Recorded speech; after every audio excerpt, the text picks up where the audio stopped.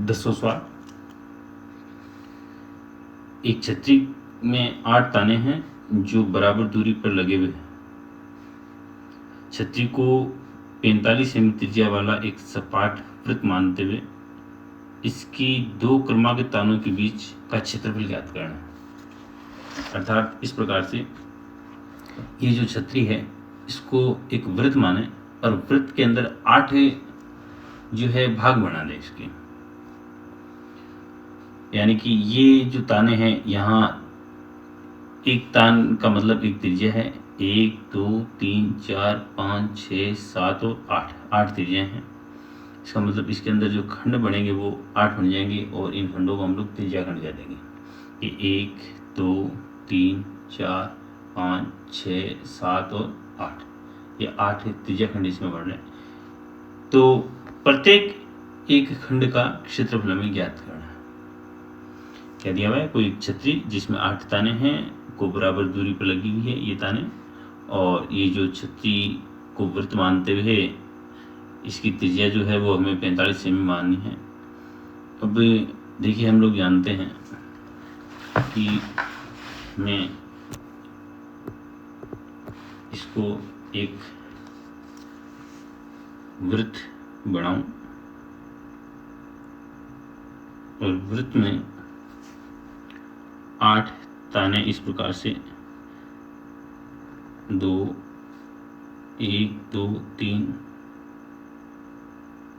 4 5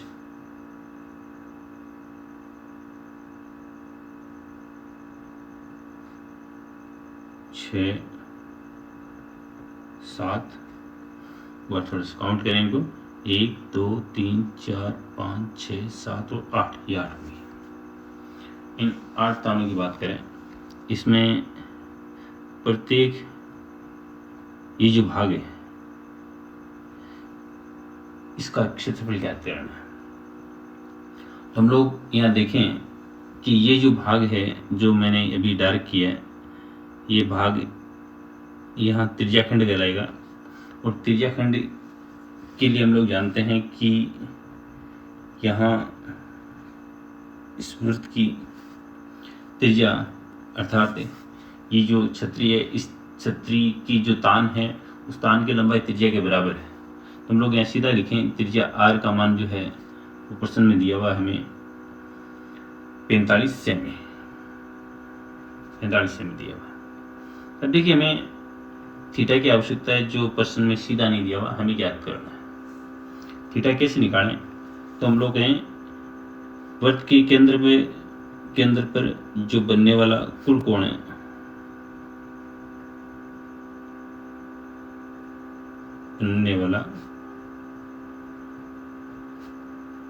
बनने वाले कुल कोणों का मान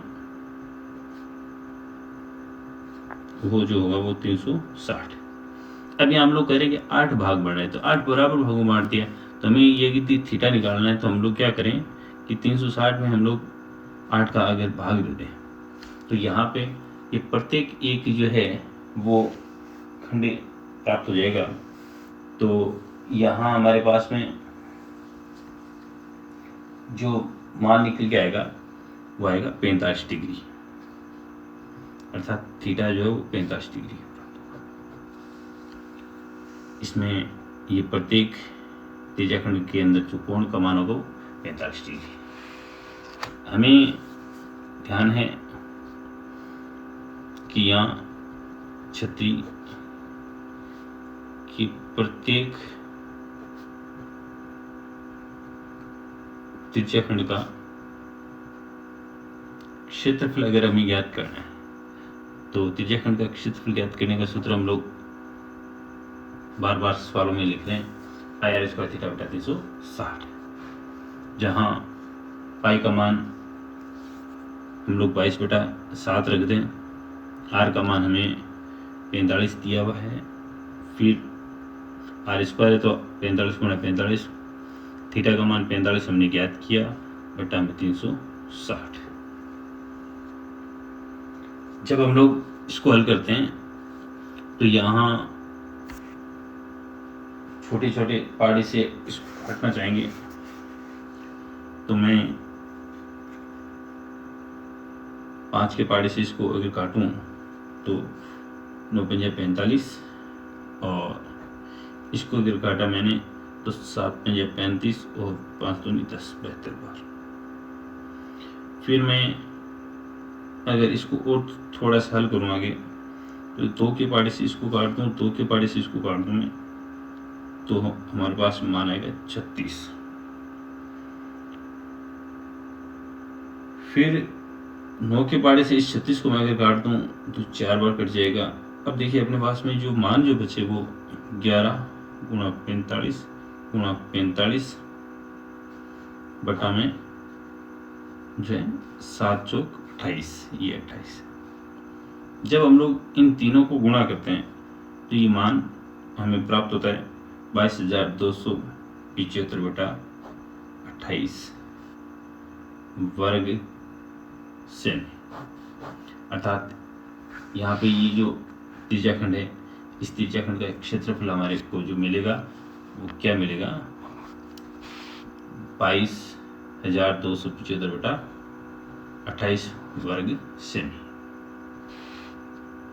22,275 बटा 28 वर्ग सेमी इस त्रिज्याखंड का, इस प्रत्येक त्रिज्याखंड का क्षेत्रफल हमें प्राप्त होता है।